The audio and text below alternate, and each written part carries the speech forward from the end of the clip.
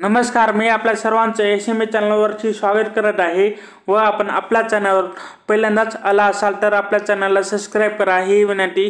तर पहिली अपडेट आहे म्हणलं तर यूएसचा ISM सर्व्हिस इंडेक्सचा नंबर आलेला आहे in the month of January. Basically हा सर्व्हिसमध्ये किती ग्रोथ होत आहे ते इंडेक्स वगैरे सांगतो। तर तो इंडेक्स 52.8 वर राहिला आहे।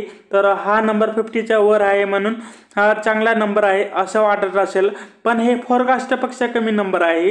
हा डाटा समोर आला आहे की म्हणजे तो दाखवत आहे की यूएसचे ट्रेड डेफिसिट आहे त्यामध्येही अपेक्षेपेक्षा जास्त ग्रोथ डिसेंबरमध्ये वगैरे झालेली आहे।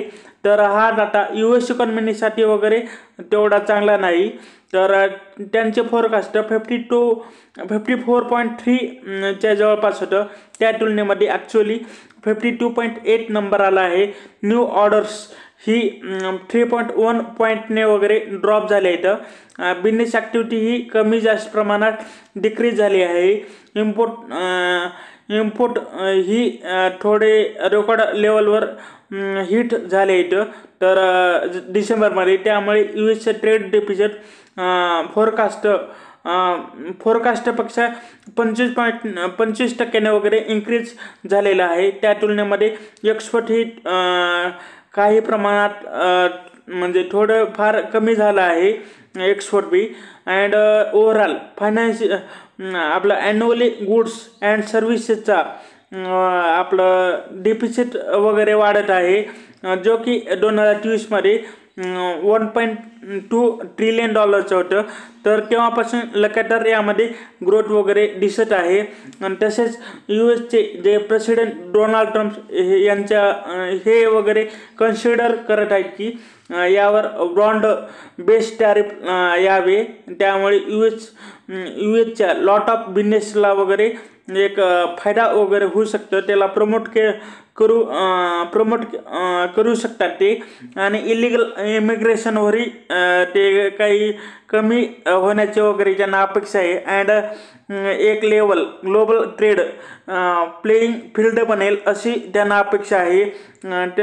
जेव्हा त्यांचे इलेक्शन कॅम्पेन वगैरे सुरू होतं तेव्हा त्यांनी म्हटलं होतं हे सर्व आणण्याचा प्रयत्न वगैरे करतील। आता पुढील मार्गक्रम कसा असेल ते पाहावं लागेल, कारण की आपलं जर टॅरिफ पुढे वगैरे आणखी हाईक केली तर त्यामुळे काही प्रमाणामध्ये इन्फ्लेशन वाढू शकतं यूएस इकॉनॉमीमध्ये। त्यामुळे यूएस गव्हर्नमेंट त्यावर कसे पुढे जाईल हे पाहणं वगैरे बाकी आहे। तसंच पुढील म्हणलं आपलं पुढील अपडेट म्हणलं तर गोल्डचे प्राईज वगैरे चांगले रॅली वगैरे देत आहेत, म्हणजे चांगलं मुवमेंट वगैरे तिथे येत आहे अपसाईड। अँड यूएस अँड चायनाच्या ट्रेड वॉरमुळे गोल्डमध्ये एक रेकॉर्ड ब्रेकिंग रॅली वगैरे येत आहे व ती आता कंटिन्यू वगैरे दिसत आहे। त्यामुळे गोल्डच्या प्राइजेस आणखी 1% वगैरे वाढले आहेत। यूएस अँड चायनाच्या ट्रेड वारचं जे पोटेन्शियली इम्पॅक्ट वगैरे करत आहे इकॉनॉमिक ग्रोथवर, त्यामुळे आता ही रॅली वगैरे वाढताना दिसत आहे। लास्ट 1 इयरमध्ये गोल्डने चांगल्या प्रकारे रिटर्न दिले आहेत, जवळपास 40% त्यांनी परतावा दिलेला आहे। हे रिटर्न डॉलर्स टर्म्समध्ये आहेत, त्या तुलनेमध्ये भारतात किती रिटर्न वगैरे मिळत आहे ते आपण माहिती घेऊ शकता। तर रुपीचे डिप्रिसिएशन वगैरे कन्सिडर करून वगैरे आणि स्पॉट गोल्ड आता अराउंड 2868 पर औंस वगैरे झालं आहे त्याचं वजन, कारण की त्याचं वजन औंसमध्ये होतं। तर आता चायनाने वगैरे ट्रेड इम्पोज केले आहेत ऑन यूएस इम्पोर्ट व यूएसनेही चायनीज इम्पोर्टवर टॅरिफ लावले, त्यामुळे टेन्शन वाढत आहे। तर अशा प्रकारे जर ट्रेड वॉर वगैरे होण्याचे संकेत मिळत असतील किंवा ग्लोबलमध्ये काही प्रॉब्लेम दिसत असतील तर सेफ असेट क्लास म्हणून गोल्डची डिमांड वाढते। आणि ते आपण आता पाहतच आहोत की गोल्डमध्ये वगैरे रॅली येत आहे। आणखी आपल्याला हे माहीत नाही की पुढे किती वेळ वगैरे यांचा वार वगैरे सुरू राहू शकतो, ट्रेड वॉरची काही सिच्युएशन वगैरे होऊ शकते परिस्थिती, तर तेही पाहणं आपल्याला बाकी आहे. तर इन्व्हेस्टर आता चिंतेत आहेत की पुन्हा ग्लोबल रेसेशन किंवा रायझिंग इन्फ्लेशन वगैरे येत असेल, तर त्यामुळे इंटरेस्ट रेट कटमध्ये स्लोडाऊन वगैरे आणखी होऊ शकतात. त्यामुळे ते थोडं टेन्शनमध्ये आलेले आहेत आणि ग्लोबल नेहमीच इन्फ्लेशनला एक हेज करण्याचं वगैरे पोझिशन मानली जाते. पण ही जी गेल्या काही दिवसापासून गोल्डमध्ये रॅली येत आहे, ही ट्रेड वॉर अँड ग्लोबल अनसर्टनिटीमुळे येत आहे. जर अशा प्रकारे US बॉन्ड येल वगैरे वाढत असेल US मध्ये आणि US मध्ये इंटरेस्ट रेट ही अपेक्षेप्रमाणे वगैरे जलद वगैरे घडत नसतील तर अशा परिस्थितीमध्ये म्हणजे अशा परिस्थिती वगैरे निर्माण झाली तर अशामध्ये बेटर इल्डला वगैरे इन्व्हेस्टर वगैरे पाहू शकतात. हे सर्व जिओ पॉलिटिक सिनारिओ लक्षात घेऊन गोल्डचे रॅलीवर तेवढा प्रभाव वगैरे रोखू शकतात त्याचा. अँड हेच ओव्हरऑल अनालिस्टचे एक्सपेक्टेशनसुद्धा आहे. तर जर पुढील म्हणलं तर चायनाचे PMI नंबर आलेत, सर्व्हिस PMI नंबर, तर तो जानेवारीमध्ये मंद गतीने वाढला आहे. तो नंबर 51 आलेला आहे. लास्ट मंथमध्ये 52.2 होता, म्हणजे थोडासा ड्रॉप झालेला आहे. तर म्हणजे यांचे न्यू बिझनेस ग्रोथमध्येही 4 मंथ लोवर पोचली आहे ग्रोथ त्याची. अँड एम्प्लॉयमेंट ही एप्रिल 2024 पासून हायेस्ट लेवलवर गेलेली आहे. तर त्यामुळे बिझनेस सेंटिमेंट काही प्रमाणात इम्प्रूव्ह वगैरे झाले डिसेंबरपासून, व काही फर्मनी rising competition and international trade अनसर्टनिटीबद्दल चिंता व्यक्त केली आहे. अँड US चायनाचे जे वार आहेत ते कंटिन्यू होत आहेत. आता टॅरिफ दोन्ही साईड करून वाढत वगैरे आहेत, त्यामुळे चायनाची ग्रोथ वगैरे स्लो डाऊन होऊ शकते अशी संभाव्यता आहे. कारण की आता चायना तेवढी जास्त त्यांची डोमेस्टिक डिमांड वगैरे नाही, तर आता त्यांची इकॉनॉमी एक्सपोर्ट मार्केटवरच निर्भर आहे. जो काही प्रमाणात ग्रोथ वगैरे येत आहे ती एक्सपोर्टमुळेच ग्रोथ येत आहे. तर अशा प्रकारे US जर टॅरिफ वगैरे लावत असेल तर पुढील ग्रोथसाठी वगैरे ही अनसर्टनिटीज बाब होईल. तर जर पुढील म्हणलं तर आपलं manufacturing and service PMI number जानेवारीमध्ये ड्रॉप झाले होते. आता त्यांची इकॉनॉमी प्रॉपर्टी क्रायसिस वगैरे पाहत आहे इकॉनॉमी त्यांची. अँड पण आता पॉलिसी मेकर यावर फोकस करत आहेत की डोमेस्टिक कन्झम्पशन कसे बूस्ट करू शकतात ते. अँड ते आता हे प्रयत्न करत आहेत की स्टिम्युलस वगैरे त्यांनी ऑलरेडी दिला आहे, रेट कटही केलेला आहे. तर आता ते डोमेस्टिक कन्झम्पशन वाढवण्यासाठी त्या दृष्टीने वगैरे काम करत आहे. ते आता इकॉनॉमीला फारसे वगैरे हेल्प वगैरे करायचे वगैरे पाहत नाहीत, ते फक्त आता कन्झम्पशन वाढवण्याकडे फोकस करत आहेत. तर पुढील म्हणलं तर पुढील अपडेट म्हणलं तर इंडियन इकॉनॉमीची तर पहिल्यांदा सॅम ऑल्टमॅन्स हे भारताच्या भेटीसाठी आले आहेत. तर त्याविषयी बोलूया, जे की ओपन AIचे CEO आहेत. तर त्यांचे म्हणणं आहे की India is the second biggest market for open AI. तर ChatGPTचे टोटल युजर लास्ट 1 इयरमध्ये ट्रिपल झाले आहेत. त्यांनी त्यांच्या व्हिजिटमध्ये सांगितलं की इंडियाने जे AIमध्ये अडॉप्शन वगैरे केलं आहे, म्हणजे इंडियाने ते भरपूर मोठ्या प्रमाणात AI अडॉप्शन वगैरे मॅनेज केलं आहे ऑलरेडी. आणि चिप मॉडेल्स आणि ॲप्लिकेशनमध्ये आधीच डेव्हलपमेंट वगैरे नोट वगैरे करत आहे. व AI मधील इंडियाची ग्रोथ वगैरे आशादायक आहे व त्यांनी म्हटलं की इंडियामध्ये पोटेन्शियल आहे ए आयमध्ये लीडर बनण्याचं, स्पेसिफिकली कॉस्ट इफेक्टिव्ह नेचरमुळे, ज्यामुळे येथे या गोष्टी वगैरे बनू शकतात आणि कॉस्ट इफेक्टिव्ह फाउंडेशन मॉड्यूल्स बनवण्यामध्ये इंडियाला स्कोप वगैरे जास्त आहे असं त्यांनी म्हटलं. आणि इंडियन गव्हर्नमेंट भरपूर गोष्टीसाठी ऑलरेडी ए आय वगैरे यूज करत आहे असे ऑलरेडी आपलं अश्नवी वैष्णव यांनी म्हटलं. तर त्यांनी वगैरे यांच्याच भेटीमध्ये म्हटलं, म्हणजे यांची जी भेट झाली होती तर त्या भेटीमध्ये त्यांनी सांगितलं ओपन ए आयच्या CEOच्या भेटीमध्ये. अँड ते म्हणजे भारत सरकार सध्या health care, education, agriculture, weathers forecasting and disaster मॅनेजमेंटमध्ये ए आय वापरत आहे. आणि सॅम आर्टमन्सने म्हटलं की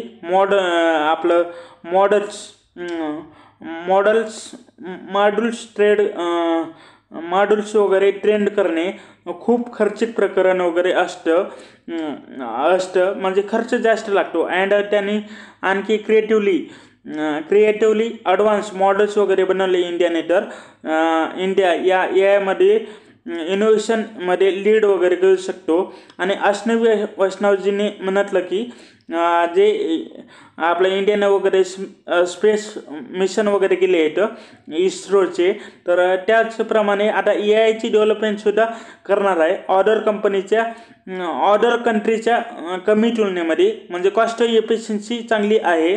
म्हणजे अदर कंट्रीने जेवढे पैसे खर्च केले त्यापेक्षा कमी खर्चामध्ये इंडिया बनवू शकतो असं त्यांनी वगैरे म्हटलं आहे. तसंच पुढे म्हणलं तर आपल्या इंडियाचाही सर्व्हिस सर्व्हिस सेक्टर वगैरे स्लो डाऊन झालेला आहे. तर त्याचा PMI नंबर वगैरे तो मोर दॅन 2 इयर्स लोवर आलेला आहे. म्हणजे 56.5 हा नंबर वगैरे आलेला आहे, म्हणजे सर्व्हिस PMI नंबर. पण मॅन्युफॅक्चरिंग PMI नंबर वगैरे चांगला आला होता जानेवारीमध्ये. बट आता सर्व्हिस PMI नंबर जो आहे तो काहीसा कूल वगैरे झालेला आहे, ज्यामध्ये की गेल्या 2 वर्षात सर्वात जास्त घट आपल्याला पाहायला मिळते. डिसेंबरमध्ये हा नंबर 59.3 होता, तर तो आता 56.5 झालेला आहे. इथे चांगल्या प्रकारे घट दिसत आहे आपल्याला. आणि आता business activity and new business या दोन्ही इंडेक्सचे PMI नंबर वगैरे गेल्या 2 वर्षाच्या लोच्या जवळपास आहेत. आणि एक्सपोर्टमुळे बिझनेस काही प्रमाणात आपलं रिबाउंड वगैरे करू शकतं, जो की लास्ट 5 मंथमध्ये स्लोडाऊन वगैरे दाखवत आहे. तर ते ग्रो होऊ शकतं. आणि आपलं इन्फ्लेशनरी प्रेशर ते पुन्हा वगैरे थोडं इनपुट प्राईसला वगैरे जोरदार वेगाने वाढवत आहे लास्ट मंथमध्ये. तर रिटेल इन्फ्लेशन तर भारताचं काहीसं कमी झालेलं आहे इंडियामध्ये. अँड त्यामुळे ही अपेक्षा आहे की उद्या जी RBIची मीटिंग आहे त्यामध्ये रेट कट करण्याची शक्यता असेल. म्हणजे उद्या मीटिंग कन्क्लूड होणार आहे. आणि स्लोवर सर्व्हिस ग्रोथ अतिशय कमी आहे. तर म्हणजे सर्व्हिस ग्रोथ व अतिशय कमी आहे. चांगले मॅन्युफॅक्चरिंग सेक्टरचे PMI नंबर वगैरे येत आहेत. रिसेंटली आपण पाहिलेलंही आहे. त्या तुलनेत सर्व्हिस PMI नंबर वगैरे जो आहे तो कमी वेगाने वगैरे ग्रो होत आहे. तर पुढे म्हणलं तर ओला इलेक्ट्रिकने आता EV मोटरसायकल सेगमेंटमध्ये एंट्री अनाऊन्समेंट केली आहे.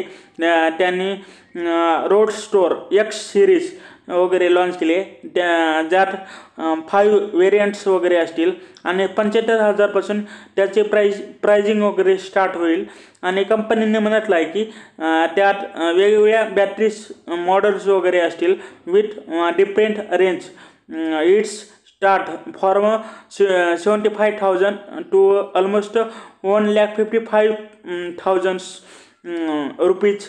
अँड ओला इलेक्ट्रिकचे मार्केट शेअर आपण पाहिले तर EV टू व्हीलरमध्ये तर एंड ऑफ जानेवारीपर्यंत 30% होतं. तर हे EV मार्केटमध्ये EV मार्केट आणखी स्मॉल आहे म्हणून त्यामध्ये चेंजेस भरपूर वोलेटाईल असतात.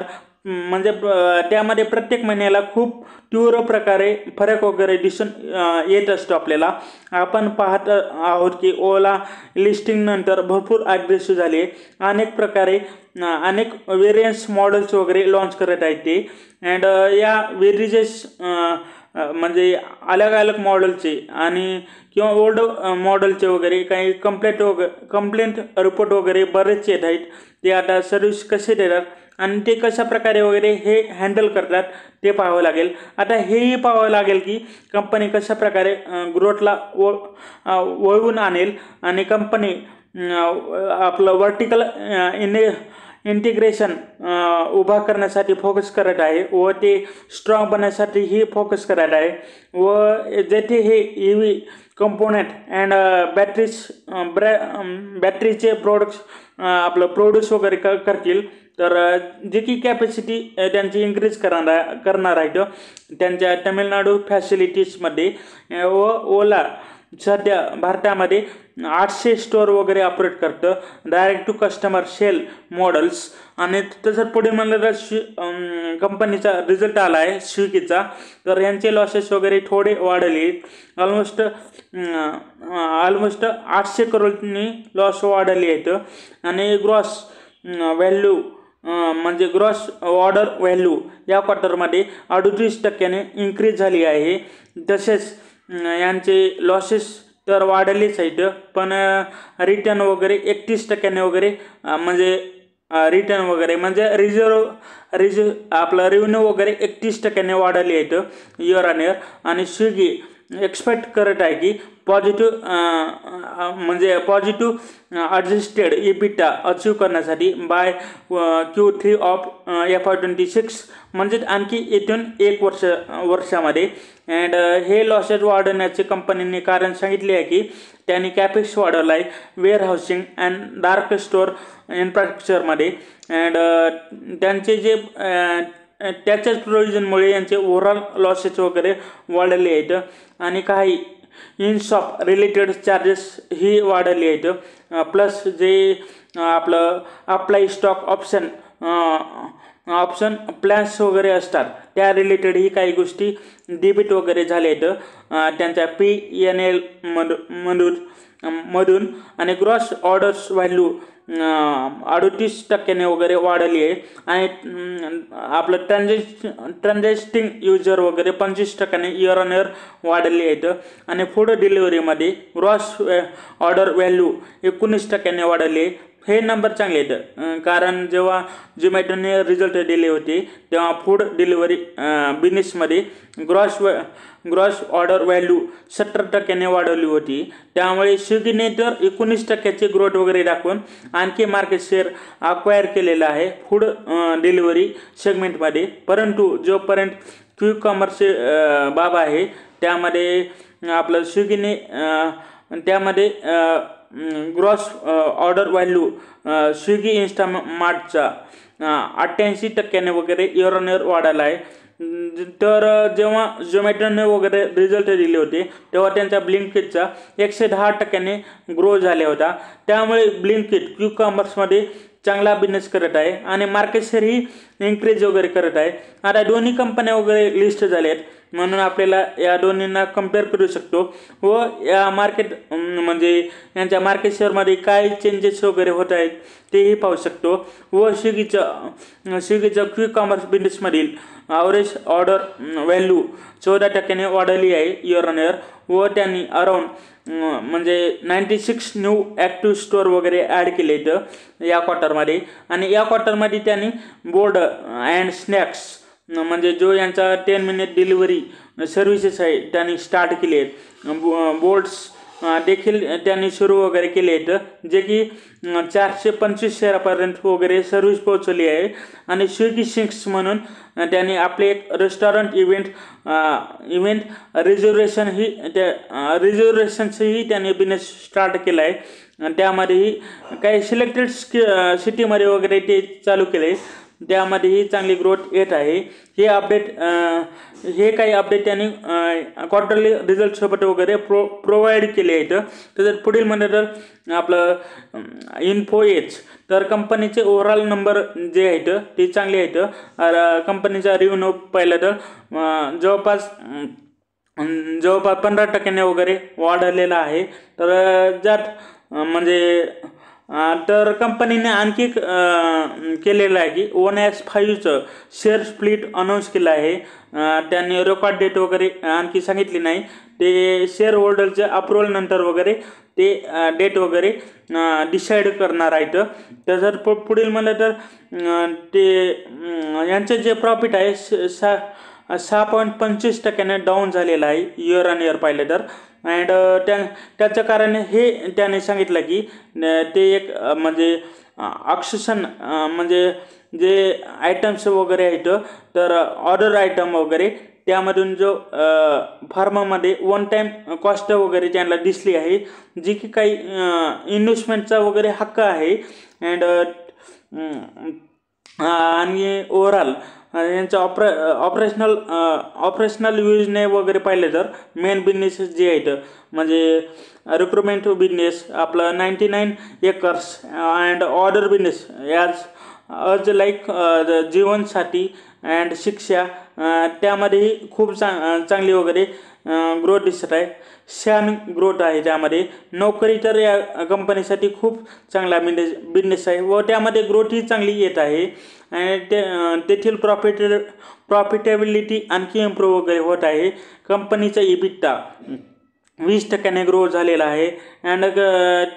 अँड त्यांचे जे मेन रिझन वगैरे त्यांनी सांगितलं आहे की त्यांचे जे लॉसेस वगैरे होते म्हणजे यामध्ये म्हणजे 99 एकर जीवनसाठी या सेगमेंटमध्ये होते ते ऑलमोस्ट वगैरे संपले आहेत.